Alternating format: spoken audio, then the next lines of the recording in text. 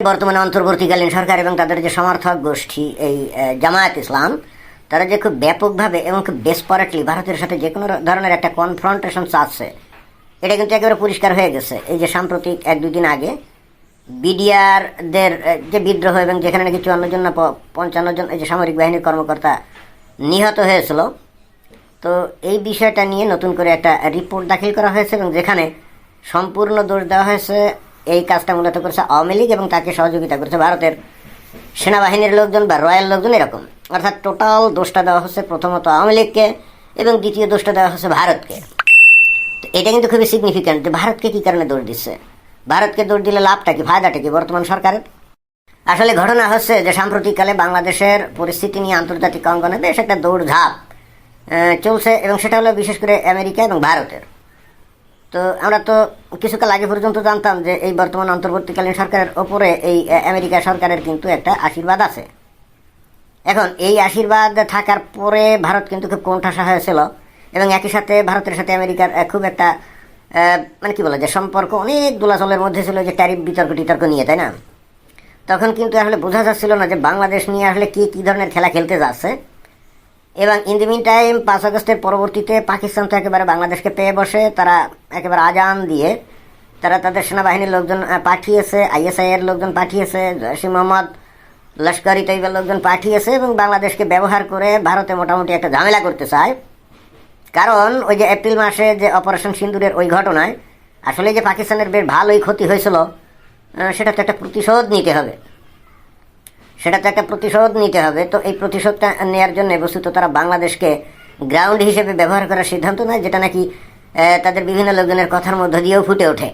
কিন্তু in the mean time রাজনৈতিক মঞ্চে মানে ভূ রাজনীতিতে তো মানে একটা ওলট পালট হচ্ছে আজকে, এবং এমন দ্রুততার সাথে সমস্ত পরিবর্তনগুলো ঘটছে যে এর সাথে তাল মিলিয়ে কোনো কিছু বিশ্লেষণ করা খুবই টাফ।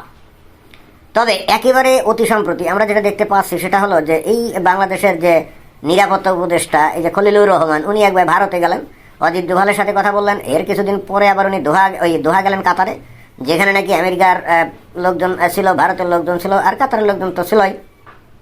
এই সমস্ত সিটিংয়ে যেটা মেইন প্রতিপাদ্য যেগুলো আমরা শুনলাম যে বাংলাদেশে জঙ্গি ঘাঁটি করা হয়েছে, এটা ভারত চাচ্ছে যে এর এগেনস্টে বাংলাদেশ যেন কোনো একটা পদক্ষেপ নিক, এবং একই সঙ্গে বাংলাদেশে যে ইলেকশন হতে যাচ্ছে ওই ইলেকশনে অবশ্যই আওয়ামী লীগ যেন অংশ নিতে পারে তার ব্যবস্থা করে, এরকম। এখন ভারতের পক্ষে যদি আমেরিকা থাকে তাহলে এই জিনিসটা তো অবশ্যই বাংলাদেশে বাস্তবায়ন করতে হবে, তাই না? কিন্তু এখন বাংলাদেশের যে জামায়াত ইসলাম, তারা তো চিন্তা করছে যে ক্ষমতায় তো তারা প্রায় চলেই গেছে, আনুষ্ঠানিক ঘোষণা মাত্র বাকি। অর্থাৎ এই গত 54 বছরে বাংলাদেশ স্বাধীনের 54 বছরের মধ্যে এই জামায়াতের জন্য এত সুবর্ণ সুযোগ অতীতে কিন্তু কখনোই তারা পায় নাই। তো এখন যেহেতু সেই সুযোগ পেয়ে গেছে, তারা তো এটাকে একেবারে মানে সর্বোত্তম ব্যবহার করতে চাচ্ছে এবং ক্ষমতায় যাওয়ার জন্য তারা কিন্তু মরণ কামড় দিতে চায়।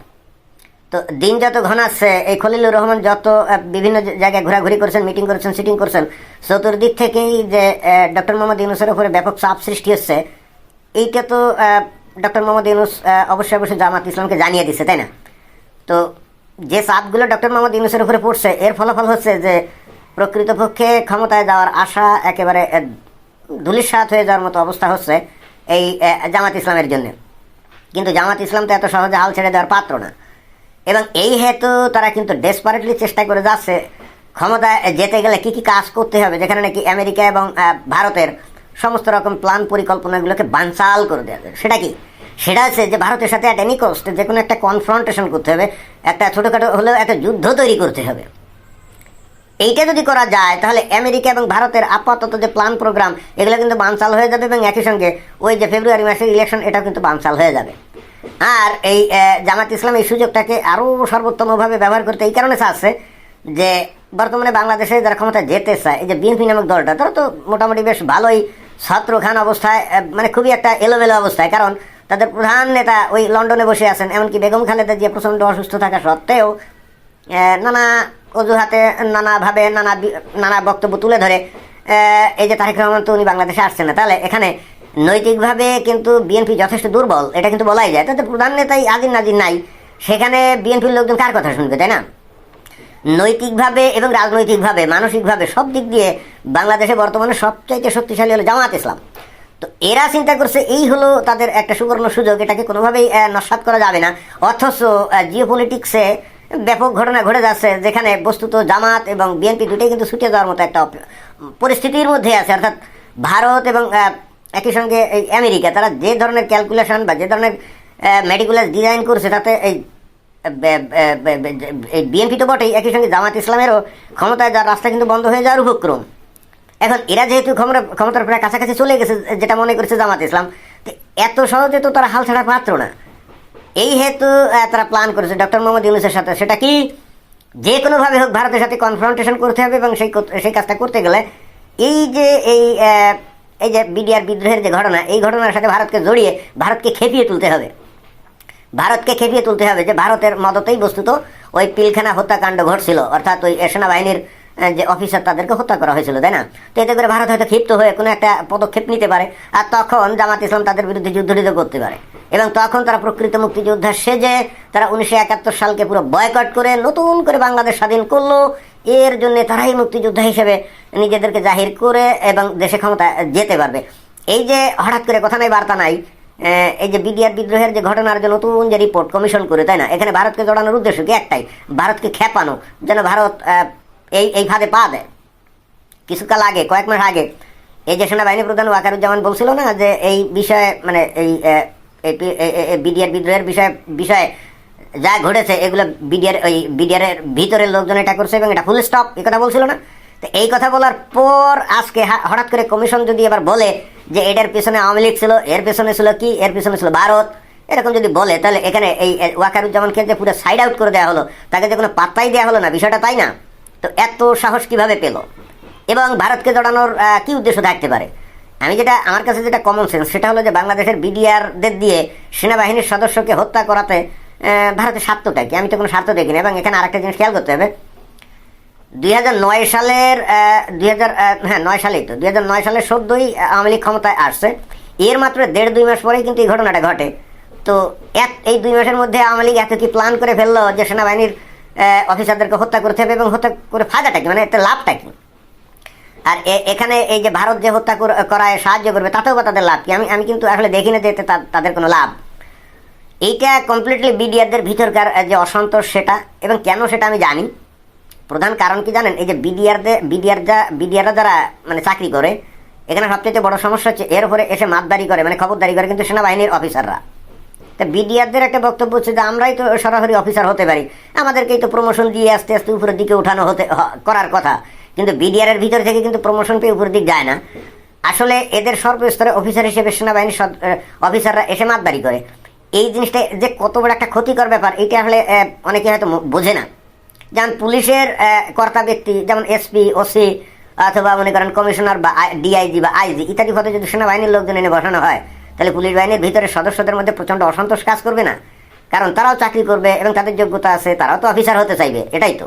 তো তারা কেন সেনাবাহিনীর মানে কমান্ডে চলবে? আর সেনাবাহিনীর কমান্ডে যখন এগুলো চলে, তখন হয় কি, এই সেনাবাহিনীর লোকজনরা তো সত্য কথা বলতে কি, এখন যেমন এই যে সেনাবাহিনীকে আমরা অনেকটাই দুর্বল টাইপের দেখি, সেনাবাহিনীর লোকজন তো আসলে এরকম দুর্বল টাইপের না। নর্মাল টাইমে সেনাবাহিনীর অফিসারদের আচরণ অত্যন্ত উদ্ধত, এবং তারা বস্তুত ধরাকে সরা জ্ঞান করে, এবং তারা কিন্তু সিভিলিয়ান লোকদেরকে বলে ব্লাডি সিভিলিয়ান, মানে যাদের করের টাকায় তারা বেতন পায় তাদেরকেই তারা বলে ব্লাডি সিভিলিয়ান। তো এরা যখন কোনো পোস্ট পদবিতে থাকে, এদের আচরণও কিন্তু ওরকমই হয়।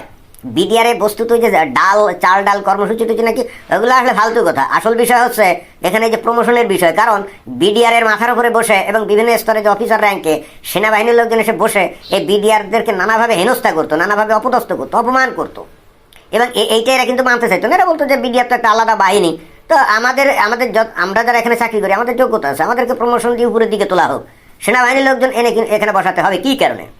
এটাই ছিল বস্তুত আভ্যন্তরীণ দ্বন্দ্ব, এবং সেইটার বহিঃপ্রকাশ ঘটছিল কিন্তু এই অফিসারদেরকে হত্যা। এটাই আসল কারণ। এখানে ওই সেনাবাহিনীর অফিসারদের হত্যা করে আওয়ামী লীগেরও কোনো লাভ ছিল না, আর ভারতের তো লাভ থাকার কথাই নাই। কিন্তু তারপরেও এই 15-16 বছর ধরে আওয়ামী লীগকে কিন্তু এই মানে ভুয়া প্রোপাগান্ডা শুনতে হয়েছে যে পিলখানা হত্যাকাণ্ডের পিছনে আওয়ামী লীগ এবং ভারতের ছিল, ভারতের হাত ছিল, এবং এটা যে করা হয়েছিল বস্তুত উদ্দেশ্য প্রণোদিতভাবে, অর্থাৎ সেনাবাহিনীর কাছে আওয়ামী লীগ বা আওয়ামী লীগের সরকারকে করা, এবং সেনাবাহিনীকে আওয়ামী লীগের বিরুদ্ধে দাঁড় করিয়ে দিয়ে আওয়ামী লীগের সরকারের পতন ঘটানো। তো 15-16 বছর ধরে তো এটা সম্ভব হয় নাই। তো সেটা সম্ভব হয়েছে 2024 সালের 5 আগস্ট, রাইট? তো এখন বস্তুত এতদিন পরে এসে সেনাবাহিনীর প্রধান ওয়াকারুজ্জামানের বলা সত্ত্বেও এই যে একটা কমিশন, তারা যে ভারত দায়ী, তারপরে আওয়ামী লীগ দায়ী, এই কথা বলার অর্থ কি জানেন? বলার অর্থ একটাই, যে আন্তর্জাতিক পরিমণ্ডলে জিও পলিটিক্সে ভারত আমেরিকা যাই করুক না কেন, সম্ভবত পাকিস্তানের পরামর্শে এই জামায়াত ইসলাম এরা ডক্টর মোহাম্মদ ইউনূসকে দিয়ে এই রিপোর্টটা তৈরি করিয়েছে একটাই মাত্র উদ্দেশ্য, ভারতকে খেপিয়ে তোলা, যাতে করে ভারত হয়তো যে কোনোভাবে বাংলাদেশের উপর হয়তো একটা অপারেশন করলো, আর তখন একটা যুদ্ধ ভাব করে ওটাকে মুক্তিযুদ্ধ হিসেবে চালিয়ে দিয়ে ওই যে জামায়াত ইসলাম তাদের 50 লক্ষ লোক আছে না যুদ্ধ করার জন্য, তারা এই কাজটা করতেছে, অর্থাৎ বাংলাদেশে একটা যুদ্ধ, মানে ভারতের সাথে একটা যুদ্ধ লাগাতে চায় ডেসপারেটলি, এবং তারই ফলাফল হচ্ছে এইটা। আর এই ধরনের যদি ঘটনা ঘটে, তাহলে যে জিও পলিটিক্সে ভারত আমেরিকা যা যা চাচ্ছে বাইয়ে, তখন যুদ্ধ যদি মানে লেগেই যায়, তখন ডক্টর মোহাম্মদ তো একটা কৈফিয়ত দিতে পারবে যে আমরা কি করবো, ভারতই তো আক্রমণ করেছে, তাই না? আসলে এখানে ভারতও যে যুদ্ধ করতে চায় না বিষয়টা তাও না, তারাও কিন্তু বাংলাদেশিদেরকে একটা শিক্ষা দিতে চায়, কিন্তু তারা চাচ্ছে একটা অজুহাত, অর্থাৎ বাংলাদেশি আগে আক্রমণ করুক এরকম, আর বাংলাদেশ চাচ্ছে ভারত আগে আক্রমণ করুক। এই হলো এখনকার পরিস্থিতি। আমার কাছে অন্তত এরকম মনে হয় আর কি। ধন্যবাদ। সাবস্ক্রাইব করুন মহাকাল বিটু।